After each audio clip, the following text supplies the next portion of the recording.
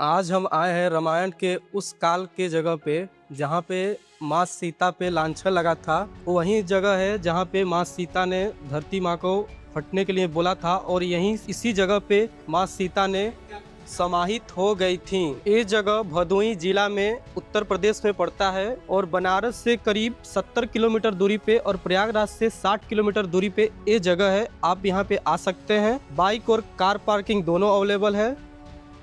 सच बताऊं, जैसे ही मैं सीतामढ़ी पहुंचा, सबसे पहले मेरी नज़र इस विशाल हनुमान जी की प्रतिमा पर पड़ी। दूर से ही इसकी ऊंचाई देखकर मैं रुक गया। करीब 107 फीट ऊंची ये प्रतिमा सच में सामने से और भी ज़्यादा भव्य लगती थी। मैंने सोचा जब यहाँ तक आ ही गया हूँ तो सबसे पहले बजरंग बली के दर्शन करके ही यात्रा शुरू करता हूँ। लेकिन इस मंदिर को खास सिर्फ इसकी विशाल प्रतिमा नहीं बनाती। यहाँ एक ऐसी मान्यता भी सुनने को मिलती है जिसे शायद हर कोई नहीं जानता। कहा जाता है कि जब भगवान श्री राम ने अश्वमेध यज्ञ का घोड़ा छोड़ा था, तब वह इसी क्षेत्र में पहुंचा। लव और कुश ने उस घोड़े को रोक लिया और फिर जो हुआ वह रामायण का सबसे रोचक प्रसंग माना जाता है।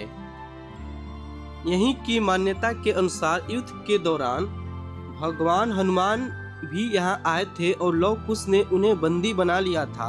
यही वो जगह है। इस मंदिर को लोग सिर्फ दर्शन की जगह नहीं बल्कि रामायण की इस कथा से जुड़े एक महत्वपूर्ण स्थान के रूप में भी देखते हैं। मंदिर के अंदर का माहौल भी शांत था। घंटियों की आवाज, भक्तों की श्रद्धा, कुछ देर के लिए ऐसा लगा जैसे समय रुक गया हो।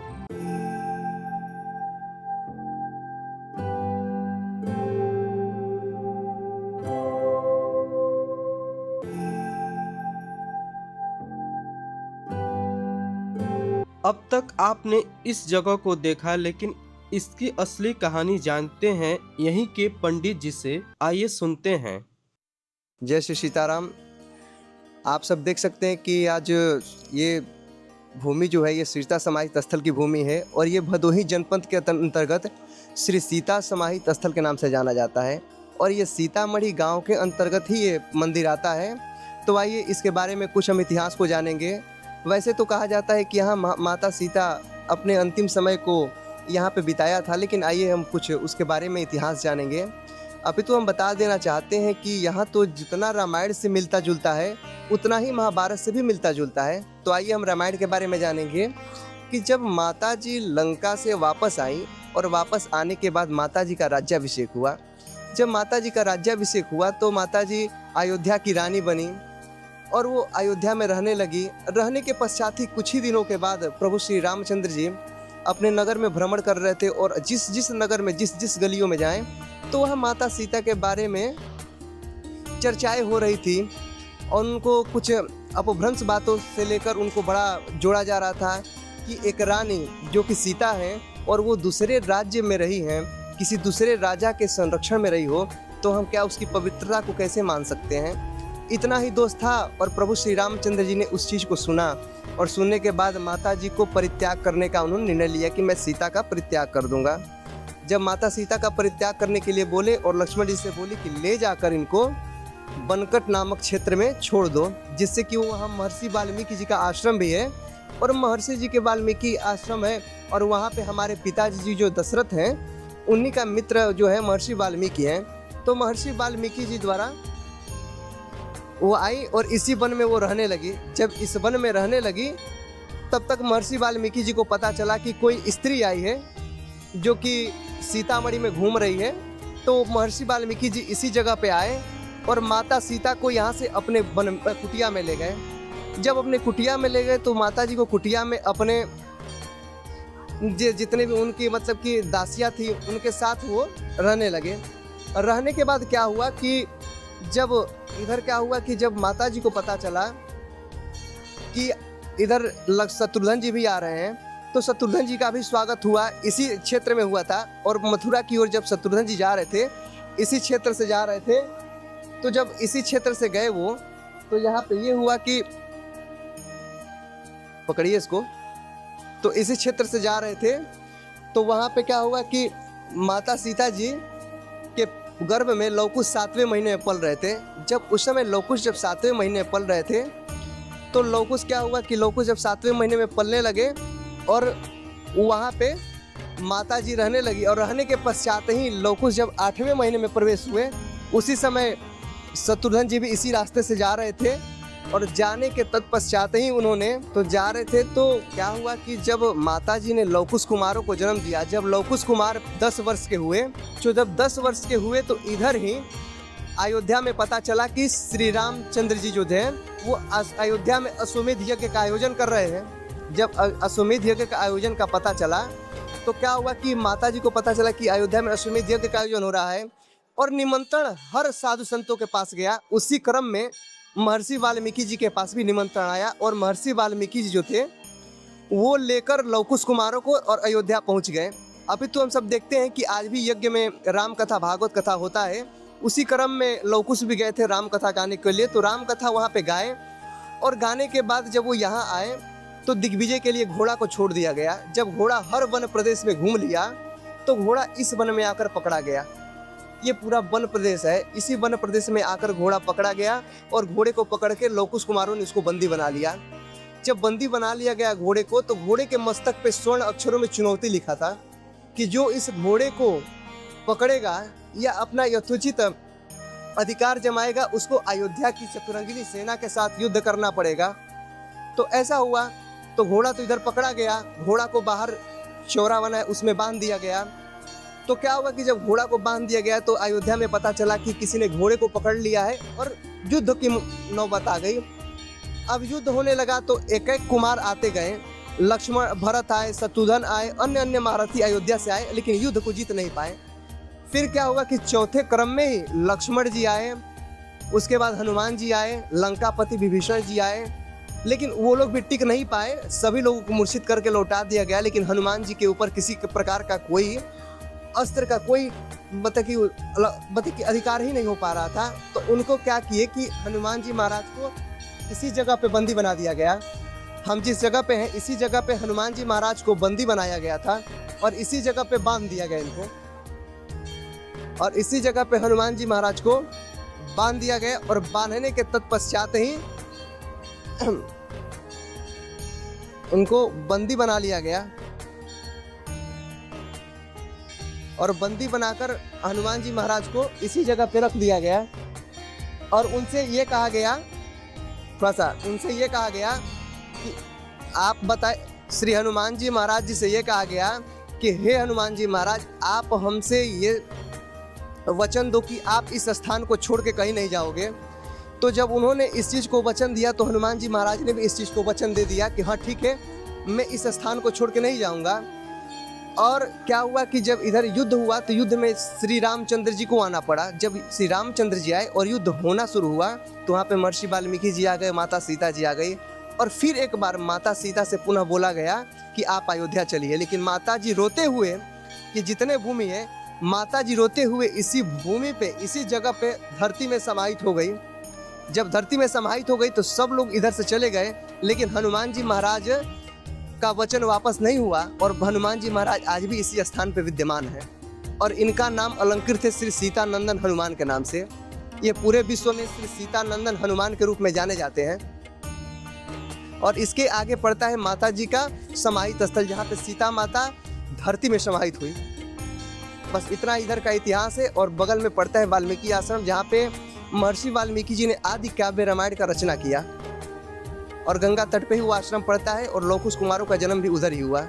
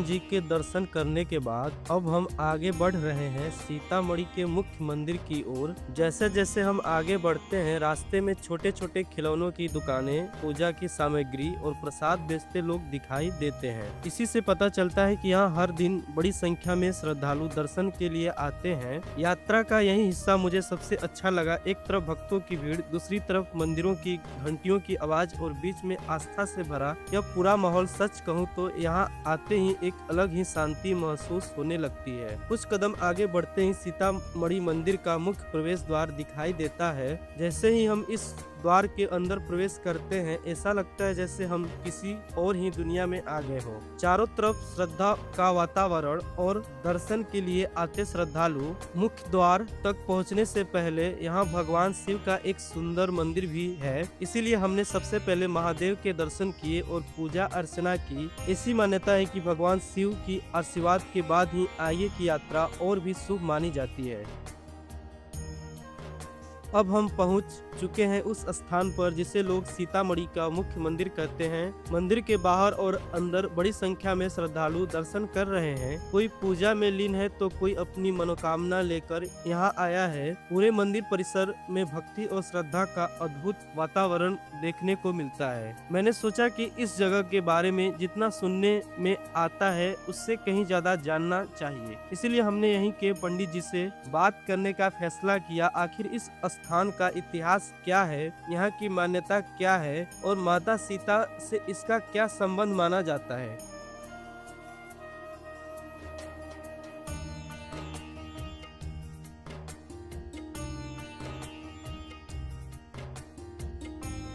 मैंने सोचा कि इस जगह के बारे में जितना सुनने में आता है उससे कहीं ज़्यादा जानना चाहिए, इसीलिए हमने यहीं के पंडित जी से बात करने का फैसला किया। आखिर इस स्थान का इतिहास क्या है, यहाँ की मान्यता क्या है और माता सीता से इसका क्या संबंध माना जाता है। आइए अब सीधे पंडित जी से सुनते हैं। देखिए, ये सीता समाहित स्थल सीतामढ़ी है।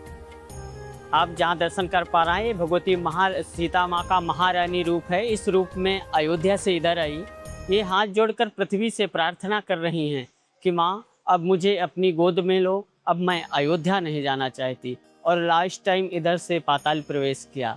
ये भगवती सीता माँ का पूजा स्थल महारानी रूप है। नीचे अंडरग्राउंड मेन प्लेस है जहाँ से सीता माँ पाताल प्रवेश किया। देखिए, भगवान राम, लक्ष्मण और सीता जी 14 वर्ष के वनवास काल में लंका में विजय प्राप्त करने के बाद अयोध्या आए। अयोध्या में राज्याभिषेक हुआ।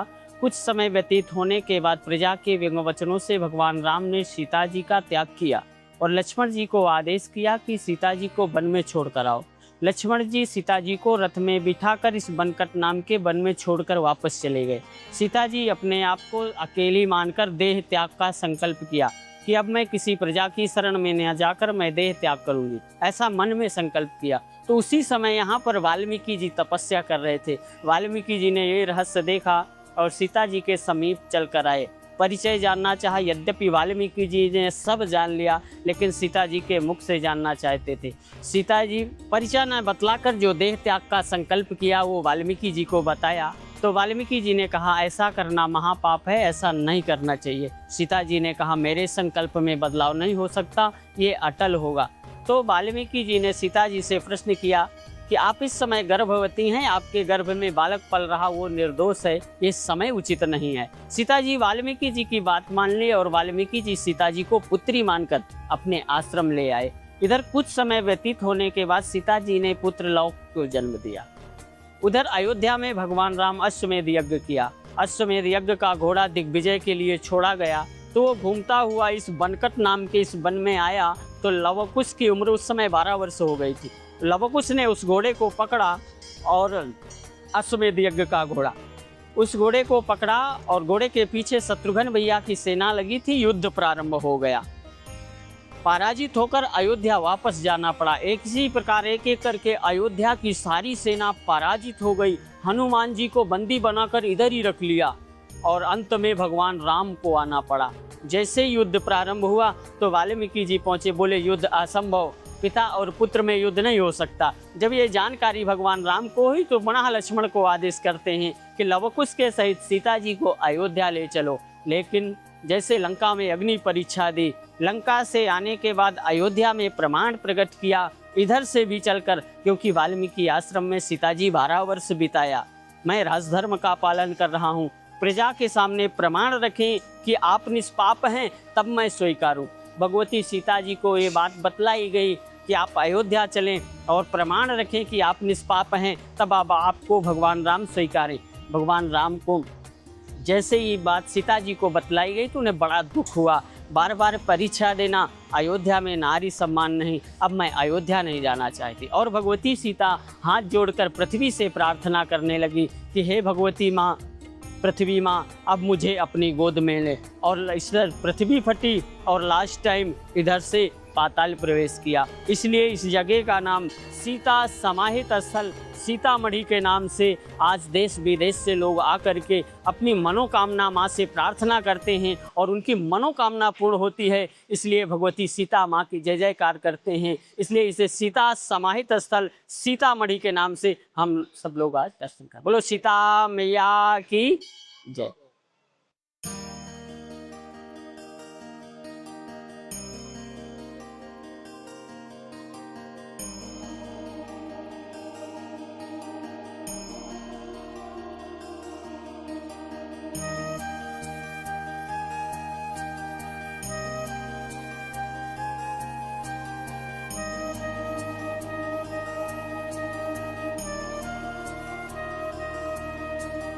मंदिर के दर्शन करने के बाद मैं थोड़ा आगे बढ़ा और तभी इस जगह की असली खूबसूरती सामने आने लगी। चारों तरफ हरियाली, शांत वातावरण और बहती हुई गंगा। सच कहूँ तो यह नज़ारा कैमरे में जितना सुंदर दिख रहा है, सामने से उससे भी कहीं ज्यादा खूबसूरत है। सीतामढ़ी सिर्फ धार्मिक आस्था का केंद्र ही नहीं बल्कि प्राकृतिक प्रेमियों के लिए भी एक बेहतरीन जगह है। मंदिर के चारों ओर फैला प्राकृतिक वातावरण इस जगह को और भी खास बना देता है। यहाँ शहर की भाग दौड़ नहीं बल्कि सिर्फ शांति और सुकून महसूस होता है। गंगा के किनारे खड़े होकर बहते पानी को देखना अपने आप में एक अलग अनुभव है। हल्की हवा, पक्षियों की आवाज और चारों तरफ फैली हरियाली कुछ पल के लिए ऐसा लगता है जैसे समय धीरे धीरे चलने लगा हो।